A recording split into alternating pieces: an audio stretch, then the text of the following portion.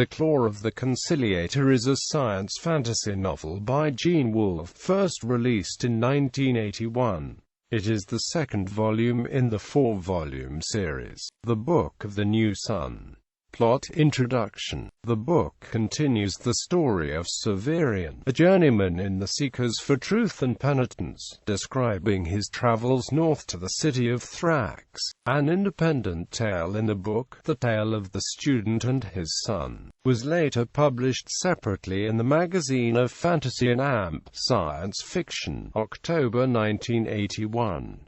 Plot summary. The book continues shortly after the previous installment left off, skipping Severian's journey from the Gate of Nessus to the nearby town of Saltus. Having been separated from the rest of the group he was traveling with, Severian pauses his search for them here as he is given an opportunity to practice his art on two people. The first was accused of being a servant of Vobalus, a revolutionary leader. As the man is dragged out of his home by a mob, Severian glimpses Aegea amidst the crowd, a woman who with her twin brother had formerly tried to swindle and then kill Severian to gain his valuable executioner's sword. Realizing she has been sighted, Aegea flees and Severian, still in love with her, follows, searching for her at the town fair. Unable to find her, he ends up at a tent containing a man whose skin is green. The green man is held as a slave, and his master makes money off of him, claiming he can answer any question. In answer to Severian's queries as to how he could know everything, the green man tells Severian he is from the future. The green man does not know where Aegea can be found, but Severian takes pity on him and gives him a piece of his whetstone so that he can free himself by grinding through his chains, thus recalling his mercy to Thecla, another prisoner in the first book.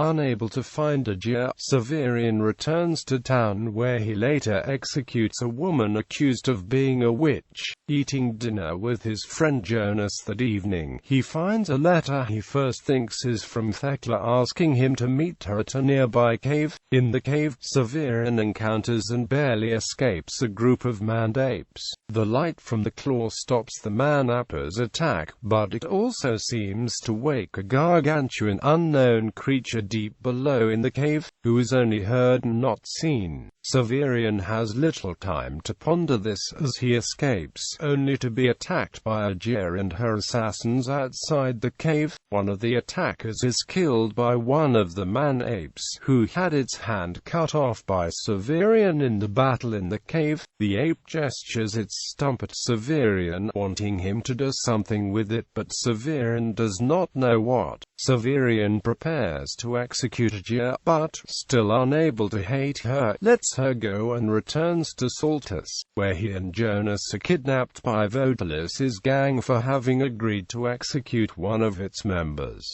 Severian recalls to Vobalus that he saved his life some years past, so Vobalus allows Severian to enter his service. Severian and Jonas attend a midnight dinner with Vobalus, where they consume Thecla's roasted flesh, which, when combined with an alien substance, allows Thecla's memories to live within Severian. Given the task to deliver a message to a servant in the House Absolute, the Autarch's seat of power, Severian and Jonas set off to the north. They are attacked by a flying creature who feeds on the heat and life force of living beings, and escape only by tricking the creature into attacking and killing a nearby soldier instead. Severian feels guilty and, having a suspicion of the healing powers of the claw, uses it to bring the soldier back to life. They are then captured by guards of the House Absolute and thrown into an antechamber designed to hold prisoners indefinitely.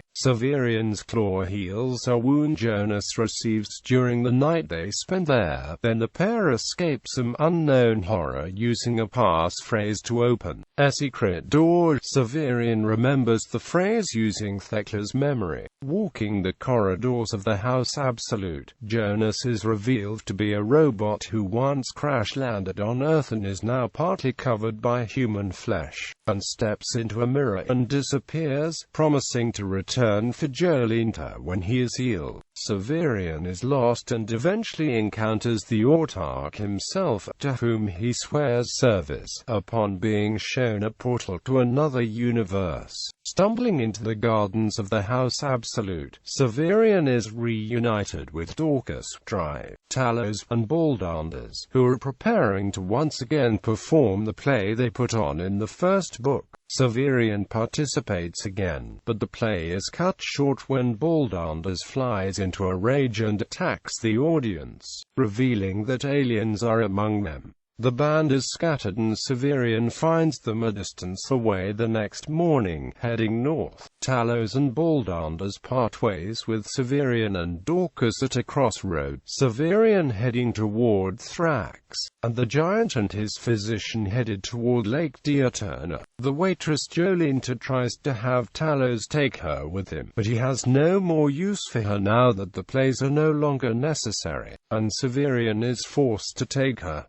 As they head north, Jolenta is attacked by a bloodbath and becomes ill. It is revealed that she had been scientifically altered by Dr. Talos to be gorgeous and desirable, but is quickly becoming sickly and unattractive. Soon the trio meets an old farmer who tells them they must pass through an enigmatic stone city to get to Thrax. Upon arriving at the ruinous city, Severian sees a pair of witches initiate a dreamlike event in which ghostly dances of the stone town's past fill the area and engage with the witch's servant, who is actually Vodalus's Lieutenant Hildegren. The book ends with Dorcas and Severian emerging from a stupor in the stone town, Jolenta dead, and the witches and Hildegren gone. Awards. Claw won the Nebula Award for Best Novel in 1981, won the Locus Award in 1982, and Hugo and World Fantasy Award nominations in 1982. Limited edition. In 2008, Centipede Press, a small privately owned fine press, produced a limited edition of Claw of the Conciliator. Like the previous limited edition of Shadow of the Torturer, this book was limited to 100 copies, each signed by Gene Wolfe. This edition also included full-color artwork by the German artist Alexander Prius, a ribbon marker, head and tail bands, and three-piece cloth construction. It also came with a protective slipcase. Retail price for this limited edition was $225. It is now out of print.